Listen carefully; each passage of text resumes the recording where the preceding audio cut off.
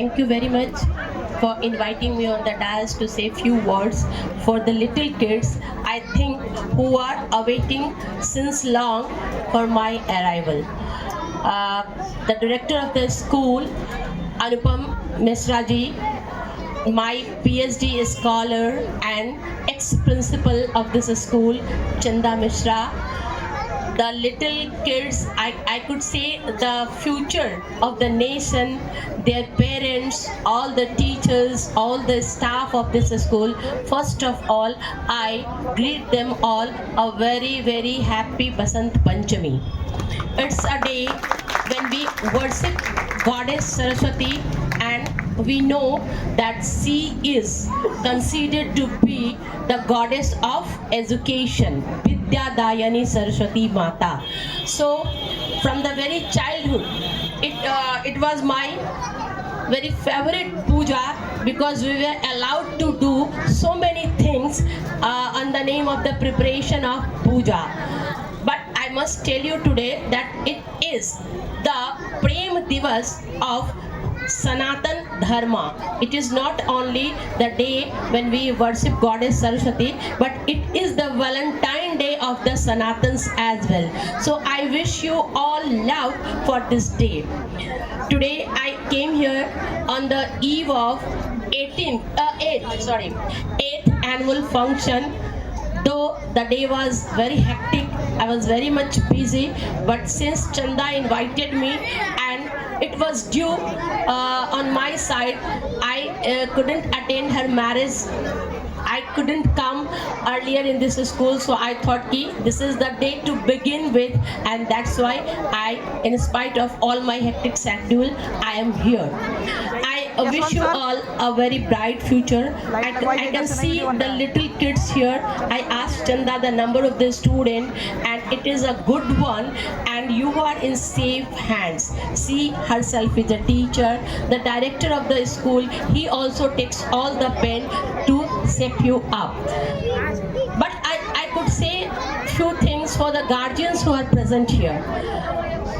What's new about this school? There are more than 5,000 schools in this city. Every day one more school is launched.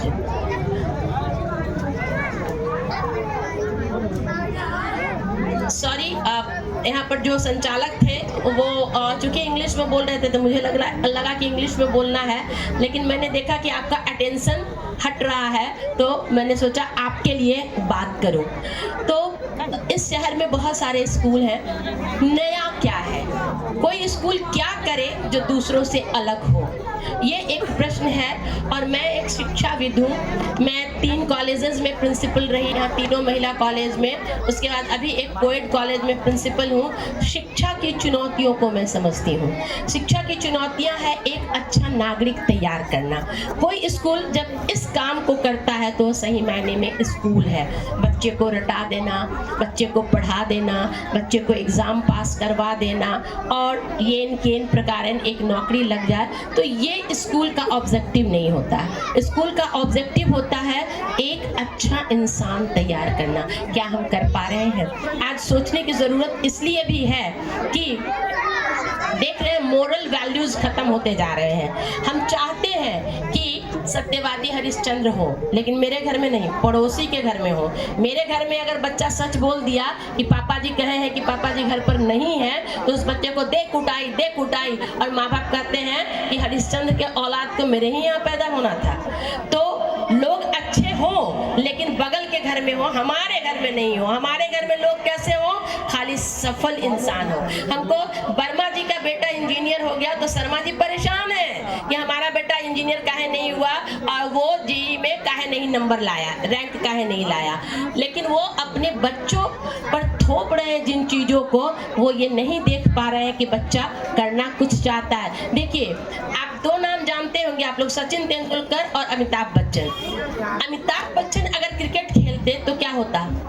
खेल लेते, लंबे थे, हम आप भी खेल सकते हैं क्रिकेट, बल्ला पकड़ा दिया जाए तो 2-4 शॉट तो मार ही देंगे, लेकिन उतना अच्छा शायद नहीं खेलते जितना सचिन तेंदुलकर खेलते हैं, क्योंकि सचिन तेंदुलकर का की आत्मा बसती है क्रिकेट में। सचिन तेंदुलकर को अगर कैमरा के सामने खड़ा कर दिया जाता तो अभिनय कर लेते, लेकिन शायद उतना अच्छा नहीं करते जितना अमिताभ बच्चन करते हैं। कहने का मतलब कि हर किसी को किसी खास फील्ड में रुचि होती है, और जब वो रुचि का काम करता है वो बहुत बेहतर करता है।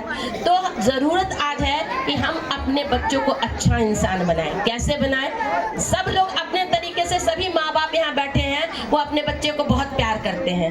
बच्चा थोड़ा सा रोया तो ये ले लो बाबू, वो ले लो बाबू, अब तो बहुत अच्छा एक यंत्र आ गया है मोबाइल, ले लो बाबू।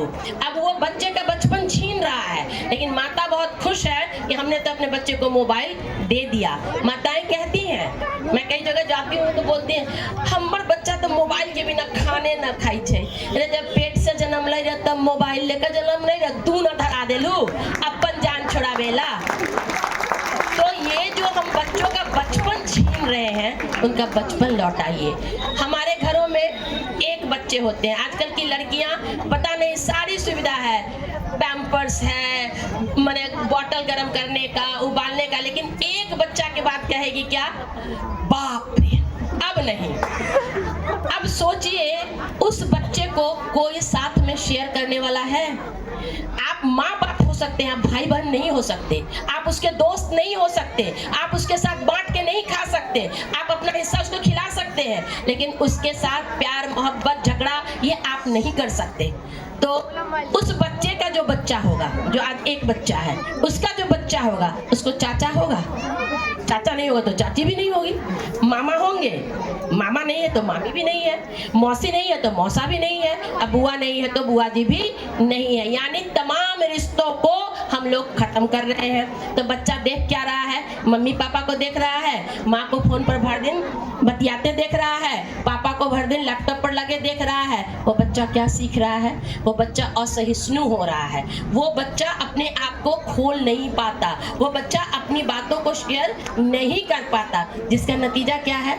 आक्रामकता बढ़ रही है बच्चों में। छोटी सी बात पर हाथ उठा देता है बच्चा, छोटी सी बात पर आप देखिए कि अब मिडिल स्कूल और हाई स्कूल में पढ़ने वाले बच्चे रिवॉल्वर और पिस्टल लेके जा रहे हैं और अपने दोस्तों को गोली मार दे रहे हैं। वो बच्चा गलत नहीं है, हमने किस इन्वायरमेंट में उसको पाला है, हमने उसको दादा दादी देखने नहीं दिया।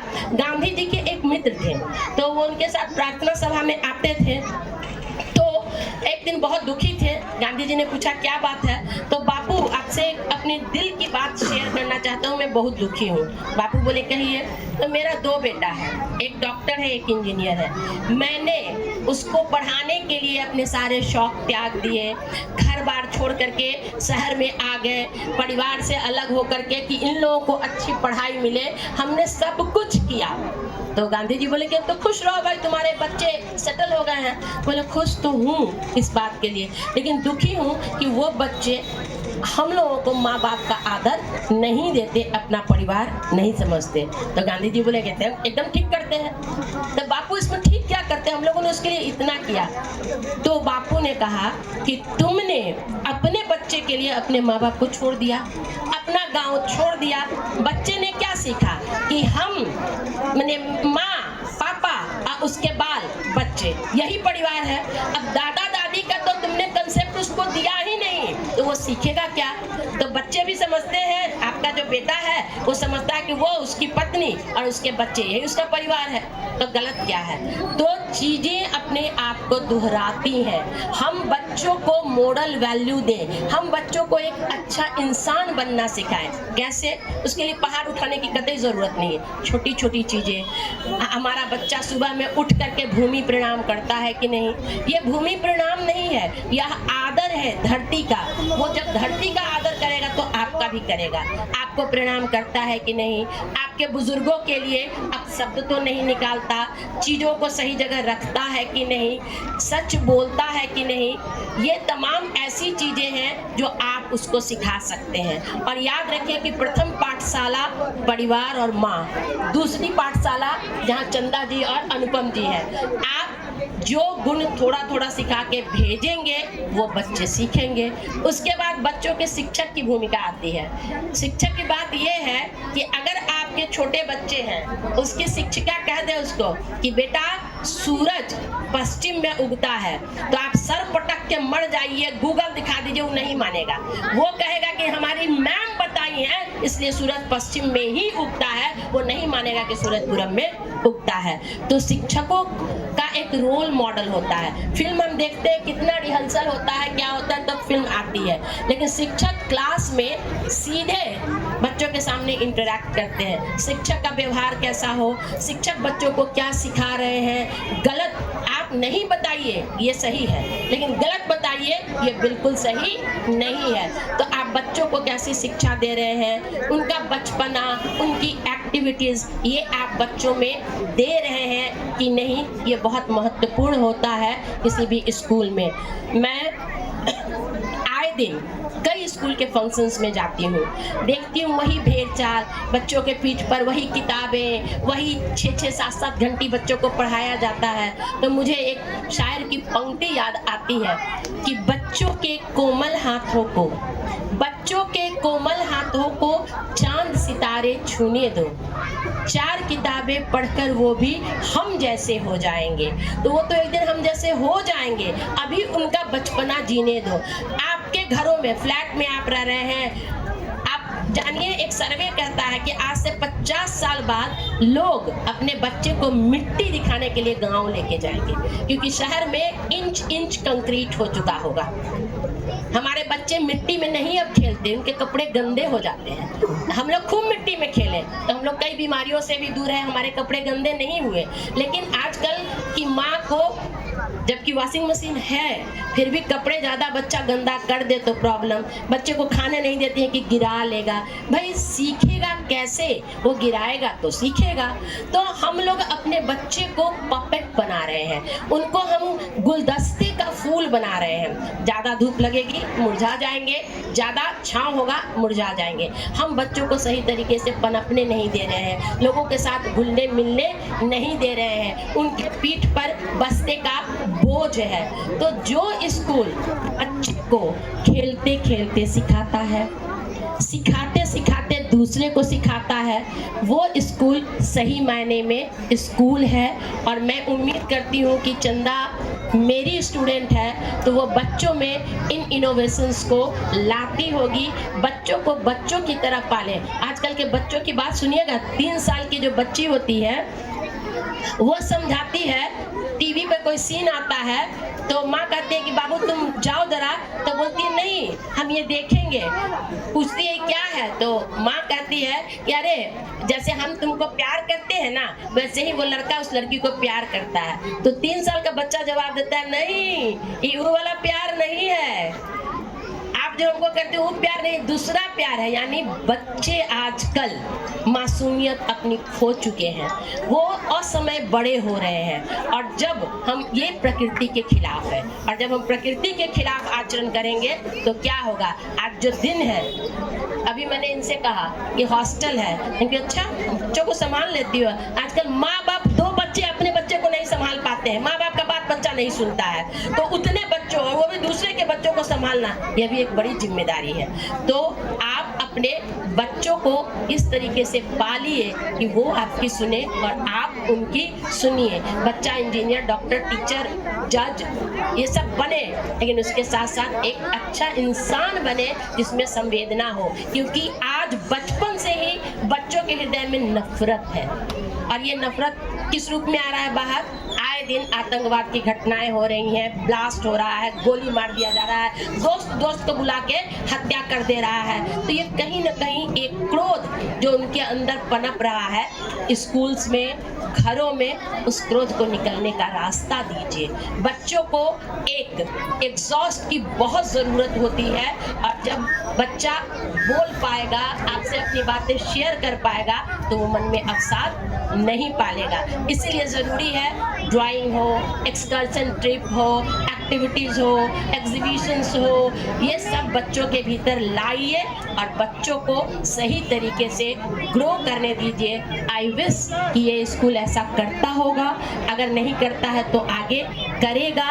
मैं जहाँ जाती हूँ मैं सोचती हूँ भाषण क्या करना है, शुभकामना दे दूँ, चंद बातें कह दूँ, हो जाएगा, लेकिन मैं कोशिश करती हूँ कि गार्जियन के साथ संवाद करूँ, क्योंकि आप जो पीढ़ी तैयार कर रहे हैं वह पीढ़ी कितने भरोसेमंद है, वह पीढ़ी आगे चल के क्या करने वाली है, इसकी पूरी जिम्मेदारी हम पर और आप पर है। तो आइए अपनी जिम्मेदारियों को समझें, अपने बच्चों को आप अपने बच्चों को चांद और सितारे दिखाते हैं, शायद जमाना हो जाता है नहीं दिखाते हैं, नदी दिखाते हैं, पर्वत दिखाते हैं, जब ये दिखाते नहीं हैं तो बच्चा सीखता क्या है? सिर्फ किताब और कंप्यूटर में वो तस्वीर देखता है और सीखता है। तो वो दिन मत आने दीजिए कि आपका बच्चा आपको सामने से नहीं पहचाने और आपको कंप्यूटर में पहचाने। वो दिन आएगा तो रिश्ते खत्म हो जाएंगे। पश्चिमी देश में ये रिश्ते खत्म हो गए हैं, तो वो अब हमारे देश की ओर देख रहे हैं और हम आधुनिक बनने के चक्कर में अपने बच्चों को सही दिशा में नहीं ले जा रहे हैं। इसलिए आप सबसे मैं यही कहना चाहूँगी कि अपने बच्चों की हर जिद माननी ज़रूरी नहीं है। थोड़ा प्यार से, हर माँ बाप अपने बच्चे का मुँह रुमाल से ही पूछता है। आजकल हम लोग देखते हैं बच्चा थोड़ा सा रोया कि उसको जो वो मांगता है तुरंत गार्जियन दे देते कि रोए नहीं। बच्चा रोता है तो उसका फेफड़ा जो है वो विकसित होता है, वो ज़्यादा सांस ले पाता है, ऑक्सीजन की ज़्यादा मात्रा जाती है। बच्चों को थोड़ा रोने भी दे। आपका बच्चा रोएगा तो कोई पहाड़ नहीं टूट पड़ेगा, सारे बच्चे रोते हैं, ये उनका एक विकास का ही क्रम होता है। इसलिए बच्चों को थोड़ा रोने दे, थोड़ा डांट, थोड़ा टपट, थोड़ा प्यार, इस तरीके से बच्चों को पाले, उनको खिलने दे, जबरदस्ती नहीं खिलाए, उनको धीरे धीरे अपने आप बड़े होने दे, जबरदस्ती बड़ा नहीं बनाए। जो स्कूल ये सब चीज़ें सोचता है, करता है, वो निस्संदेह औरों से अलग होता है और मैं इस स्कूल को भी भविष्य में इसी रूप में देखना चाहती हूँ। आपका मैंने बहुत समय लिया, आपने मुझे सुना, आप सबका बहुत बहुत धन्यवाद। फिर कहीं मौका मिलेगा फिर आपसे बात करूँगी।